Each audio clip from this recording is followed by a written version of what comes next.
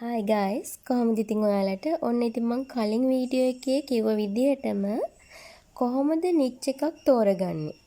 ඒක මොන වගේ මාතෘකාවලටද වැඩිපුර ගෙවන්නේ? ඒ වගේ හැම දෙයක් ගැනම කියලා දෙන්න තමයි මේ වීඩියෝ එක අරන් ආවේ.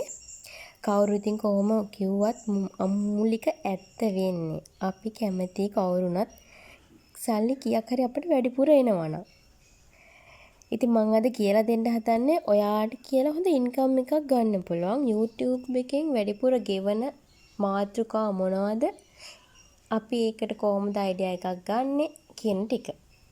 ඉතින් ඔයාලට මේ වීඩියෝ එක අවසන් වෙද්දී නිච් එකක් තෝරගන්න එක ලේසි වෙයි. මම මේ ටික ඔක්කොම කියලා ඉවර වුණාට පස්සේ ඒ කියන්නේ දැන් අපිට කැටගරි වශයෙන් වෙන් කරගන්න පුළුවන් ඕනම නිච් එකක්. ඔයා තෝරගන්නේ මාතෘකාව මොකක් වුණත් ඒක මේ YouTube එකේ කැටගරි එකක් යටතට ගෙනෙනවා. ඉතින් ඒක ලොකු විස්තරයක් ඉතින් කරන්න ගියොත් මම description box එකේ දාලා තියන්නම් niche ටිකයි මොන වගේ කැටගරි එකක් යටතටද අයිති වෙන්නේ කියලා. ඉතින් කැටගරි එකක් කියලා කියන්නේ niche එකක් කියන්නේ දෙකක්. කැටගරි එක යටතේ තමයි මේ niche එක බෙදෙන්නේ. උදාහරණයක් විදියට ගන්නකෝ අපි කඩේකට ගියාට පස්සේ සබන් කියන කැටගරි එක යටතේ තමයි සන්ලයිට්, රාණි, දෙලක්ස් ඔය ඔක්කොම තියෙන්නේ. ඉතින් ඔයා හිතන්නකෝ ඔය සන්ලයිට්, ඔය රාණි, ලක්ස් කියන ඒවා මාතෘකා කියලා. එතකොට ඒ තියෙන්නේ කැටගරි එක යටතේනේ. ඒ කියන්නේ සබන් කියන කැටගරිය යටතේ තියෙන. අන්න ඒ වගේ තමයි කැටගරි එකක් නිච් එකක් කියන්නේ. මම හිතනවා ඔයා දැන් ඒක තේරෙන්නේ නැති කියලා. හරි. එහෙනම් අපි මාතෘකාවට යමු. ඉතින් සාමාන්‍යයෙන් කියනවා views 1000කට ලංකාවේ ඩොලර් 1ක් වගේ ගෙවනවා කියලා. ඒක මෙහෙමයි වෙන්නේ. ඔය අපි කිව්වට එහෙම ඒ හැම වීඩියෝ එකකටම views 1000කට ඩොලර් එකක් ගෙවන්නේ නෑ ඇත්තටම.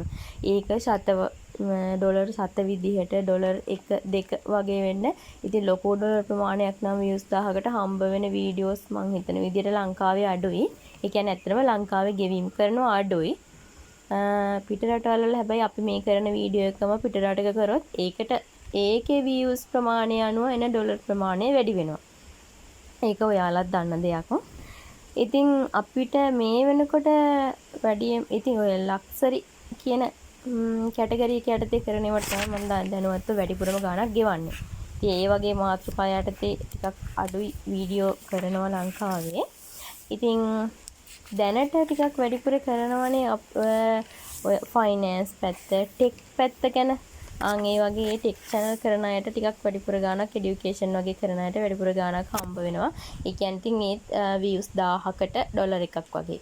ඉතින් ඒක සුළුවෙන් තකන්න එපා. මොකද views අපිට ලැබෙනකොට ලොකු ප්‍රමාණයක් views ලැබෙනවා.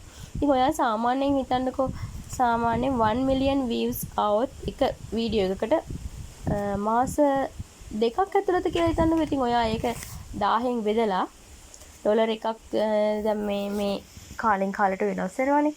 ඉතින් ඩොලර් එකක් 320ක් කියලා හිතන්නකෝ. ඒ ගානින් වැඩි කරලා බලන්නකෝ.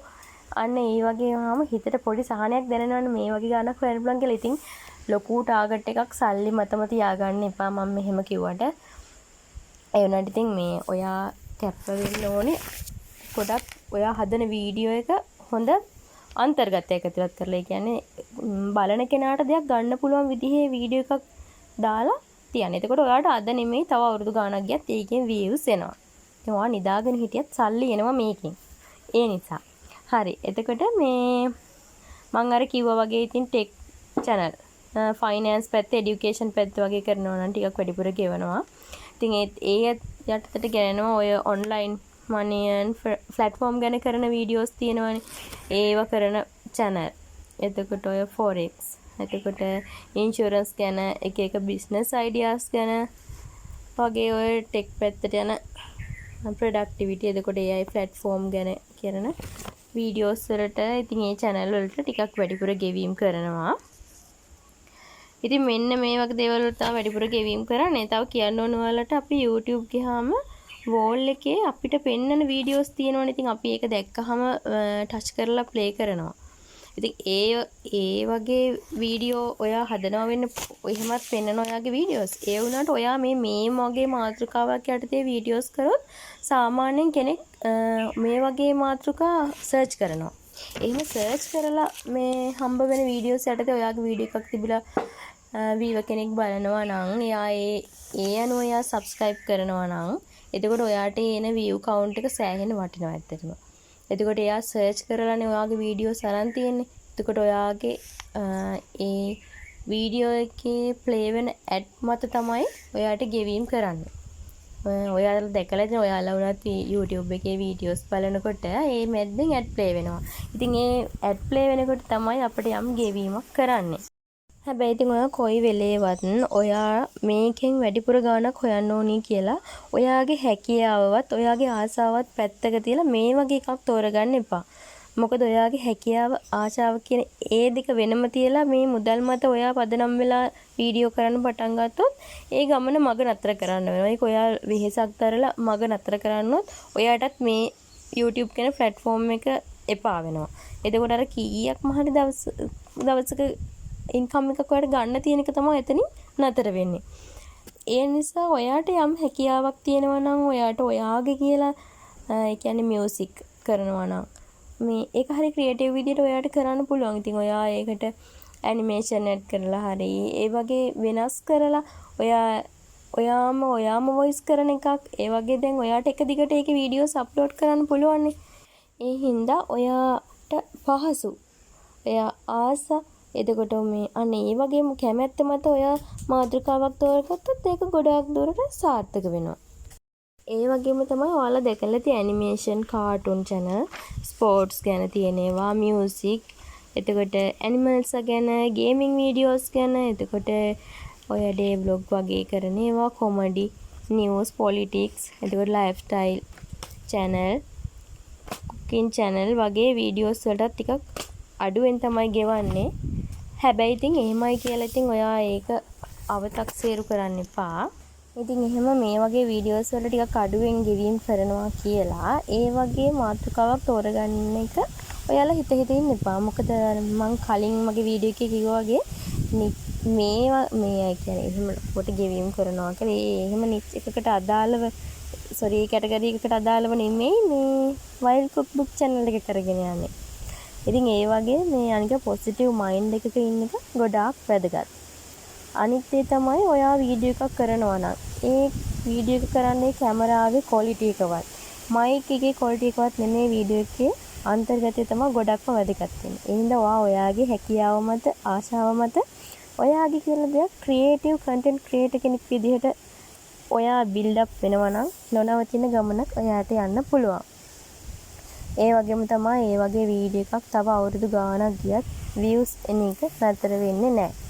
ඒකට හොඳම උදාහරණයක් තමයි චනුක්ස් බ්‍රෝ. ඔයාලා සර්ච් කරලා බලන්න. ඒ වගේ තමයි ගේමින් වීඩියෝස්.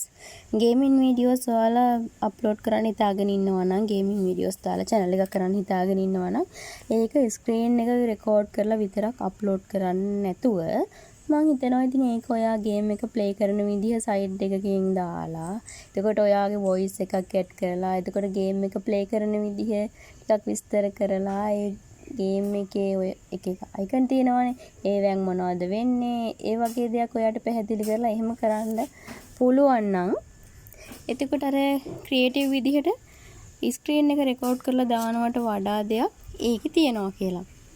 ඉතින් අන්නේ විදිහට ඉතින් ඔයාගේ කියලා දෙයක් තියෙනවා නම් සෑහෙන්න වටිනවා YouTube එකෙන් ගොඩක් වෙලාවට බලන්නේ කන්ටෙන්ට් ක්‍රියේටර් කෙනෙකුට තැනක් දෙන්න. නැතුව නිකම්ම ස්ක්‍රීන් එකක් රෙකෝඩ් කරලා දානවට වඩා නිකම්ම මොකක් හරි දෙයක් ඔයා අප්ලෝඩ් කරනවට වඩා එහෙම ක්‍රියේටිව් වෙන එක ඔයාකින් දෙයක් වෙලා තියෙනවා නම් මම හිතනවා මොනිටයිසේෂන් උනත් මේ ඩිසේබල් වෙන ප්‍රමාණය සෑහෙන අඩු වෙනවා. තව පැත්තක් තමයි AI පැත්ත. එතකොට දැන් අද වෙනකොට AI කියන්නේ ආටිෆිෂල් ඉන්ටෙලිජන්ස් කියන එක ඒකෙන් කරන්න බැරි දෙයක් නැති තරම් වෙලා තියෙන හැම දෙයකම AI භාවිතා කරනවා. ඉතින් මේ ඒ වගේම තමයි channel තියෙනවා තනිකරම AI channel. AI videos upload කරලා හදන channel ගොඩාක් තියෙනවා මේ වෙනකොට. ඉතින් මම හිතනවා නිකම්ම AI video එකක් generate කරලා ඒකෙන්ම voice එකක් ජෙනරේට් වෙලා එන වීඩියෝ එකක් නිකම් ඔයා අප්ලෝඩ් කරනවට වඩා ඉතින් ඔයාගේ වොයිස් එකක් ඇඩ් කරලා ඒකට ඇනිමේෂන් එකක් ඇඩ් කරලා එතකොට බෑග්ග්‍රවුන්ඩ් මියුසික් එකක් ඇඩ් කරලා ඒ වගේ මොකක් හරි කතාවක් හරි මොකක් හරි මියුසික් එකක් හරි ඒ වගේ සින්දුවක් හරි එක මොනවා හරි දැන් ගොඩාක් වෙලාවට දැන් තියෙන ගොඩක් AI කාටුන් channel වගේ තමයි. ඉතින් මං හිතනවා ක්‍රියේටර් කෙනෙක් විදිහට ඒකට මොකක් හරි දෙයක් ඇඩ් කරන්න පුළුවන්කමක් තියෙන්න ඕනේ. එහෙම කරොත් තමයි මං හිතන්නේ මොනිටයිසේෂන් උනත් ගන්න අපිට පුළුවන් වෙන්නේ. AI වලට මොනිටයිසේෂන් ගත්ත channel මං දන්න තරමින් නම් ගොඩාක් අඩුයි. ඉතින් ඒ වුණාට මොනිටයිසේෂන් ගන්න බැරි නැහැ. පුළුවන් වෙනවා මේ ඔයාගේ කියලා දෙයක් මොකක් හරි මේකට ඇඩ් කරලා තිබුණොත් මං හිතන්නේ. නිකම්ම නැත්තම් AIම විතරක්ම වීඩියෝ එකක් හදලා අප්ලෝඩ් කරන එකෙන් එහෙම ඔයාට මොනිටයිසේෂන් ඇප්ලයි කරලා ඒකෙන් ඉන්කම් එකක් ගන්න පුළුවන් තත්යකට හදා ගන්න ටිකක් අමාරුයි. ඉතින් ඔයාලා වුණත් දැකලා ඇති සමහර කාටුන් channel තියෙනවා AI වලින් ක්‍රියේට් කරපු channel. ඉතින් ඒව හරි ලස්සන කතා තියෙනවා. ඒක මේ kids channel ම නෙමෙයි. අපි දැන් ලොකු අය වුණත් බලන හරි ආස හිතෙන කතා. කියන්නේ රජ කතා, ළමයින්ට හදන කතා, ඒ වගේ හරි ලස්සන කතා තියෙනවා. හරි ක්‍රියේටිව් විදියට හදපු කතා. ඒවට views ගිහින් තියෙනවා ගොඩාක්.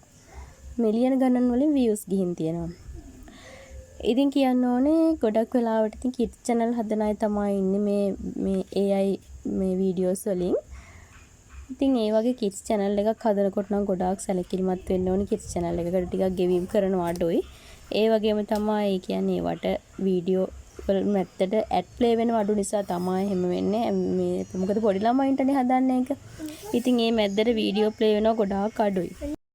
ඉතින් මේ වීඩියෝ මැද්දට ඇඩ් ප්ලේ වෙනවා ගොඩක් අඩුයි. මොකද පුංචි ළමයින්ට සුදුසු ඇඩ් පමණමයි මේ මැද්දේ ප්ලේ වෙන්නේ.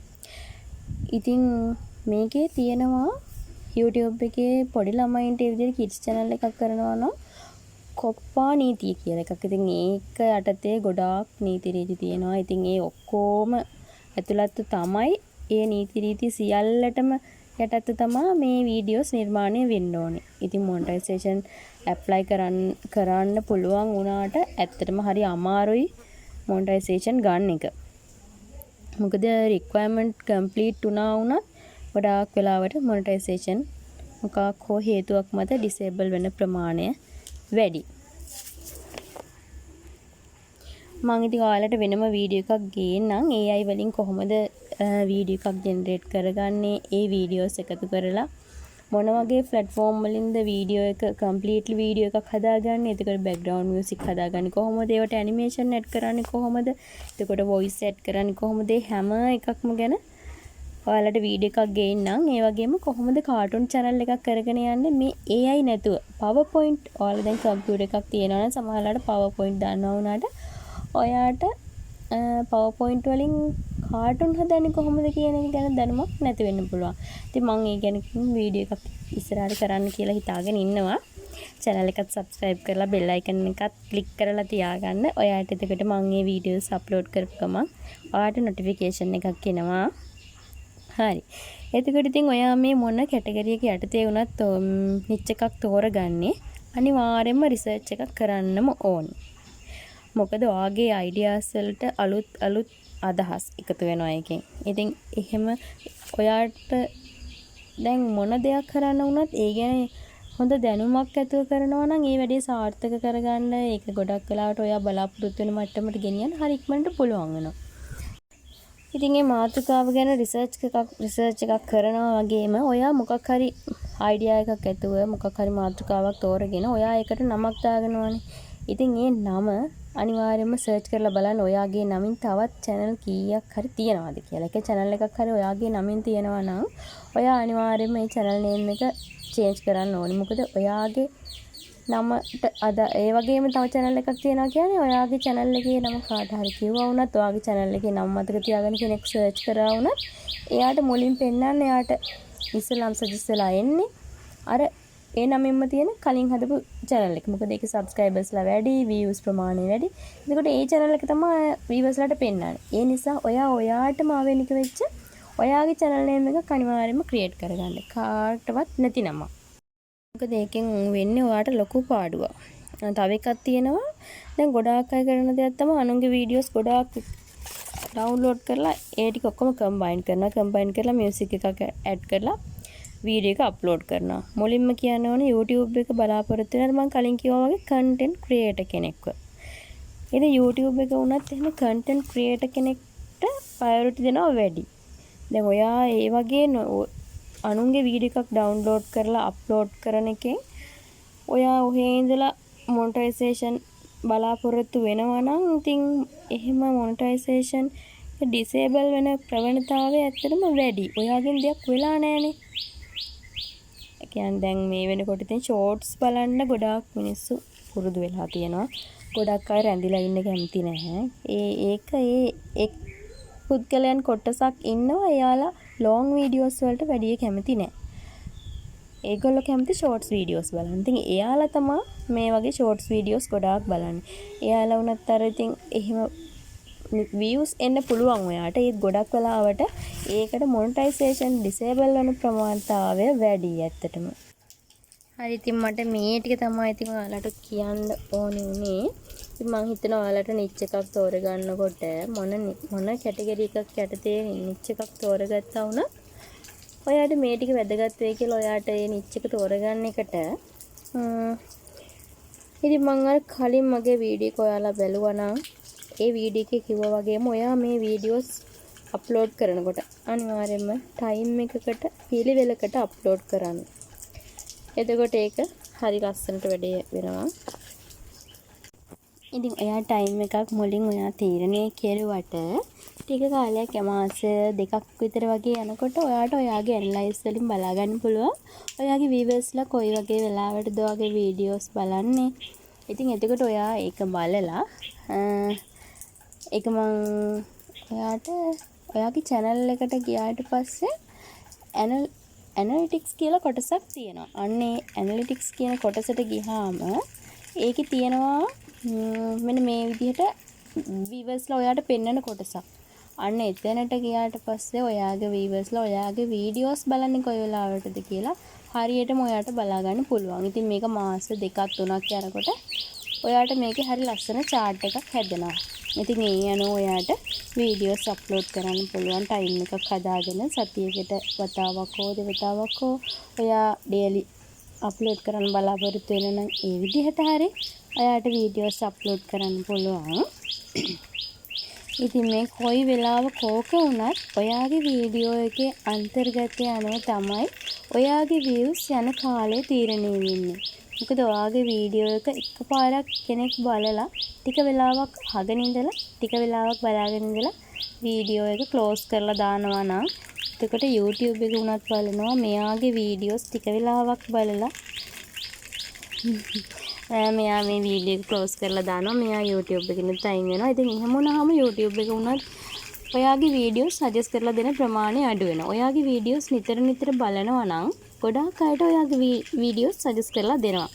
ඉතින් ඒ නිසා තමයි මම කිව්වේ ඔයාගේ වීඩියෝස් වල අන්තර්ගතය ගොඩාක් වැදගත් වෙනවා කියලා. හරි මම හිතනවා ඉතින් ඔයාලට මම මේ කියපු ටික පැහැදිලි ඇති කියලා. ඉතින් මේ හැම වීඩියෝ එකක්ම නෙමෙයි මම කියන්නේ ඔයා මේ කරන වීඩියෝස් සිංහලෙන් කරනවට වඩා ඔයාට පුළුවන් නම් ඉංග්‍රීසි වලින් වීඩියෝස් කරන්න. එතකොට ඔයාගේ වීඩියෝස් වල ඔඩියන්ස් එක ශ්‍රී ලංකන් විතරක් වෙන්නේ නැහැ. ෆොරින් ඔඩියන්ස් එකකුත් ඒකට හැදෙනවා. ඉතින් එතකොට ඔයාට මේ views 1000කට මම ඩොලර් එකක් වගේ හැදෙනවා කියලා. ඒ කියන්නේ ඔය ටෙක් වගේ channel එකක් කරනවා නම් education පැත්තෙන් වගේ channel එකක් කරනවා නම් ඔය online money and platform ගැන වගේ channel කරනවා නම් ඉතින් එතකොට views 1000කට ඩොලර් එකක් වගේ වෙන්න ඔයාට income එකක් හැදෙනවා කියලා කිව්වට අර මං කිව්වා වගේ දැන් foreign audience එකක් හැදුනොත් ඔයාට ඇත්තටම හම්බ වෙන ඔයාට ලැබෙන income එක වෙනස් වෙනවා. ඒක ඩොලර් 5 10 20 25 වගේ වෙන එක ඒක ගොඩක් වැඩි වෙනවා. ඉතින් මම මේ වීඩියෝ එකකින් කියන්න බලාපොරොත්තු වෙන ටික ඉතින් මේ ටික තමයි. වීඩියෝ එකට ලයික් එකකුත් දාලා ඔයාගේ අදහසත් කමෙන්ට් එකකින් යටින් දාගෙන යන්න අමතක කරන්න එපා. ඔයා තාම channel එක subscribe කරලා නැත්නම් අනිවාර්යයෙන්ම subscribe කරන්න. ඉතින් මම The Rich Vision with Shalu YouTube channel එකෙන් ශාලු අලුත් වීඩියෝ එකක් අරන් එනකම් ගිහින් එන්නම්. bye.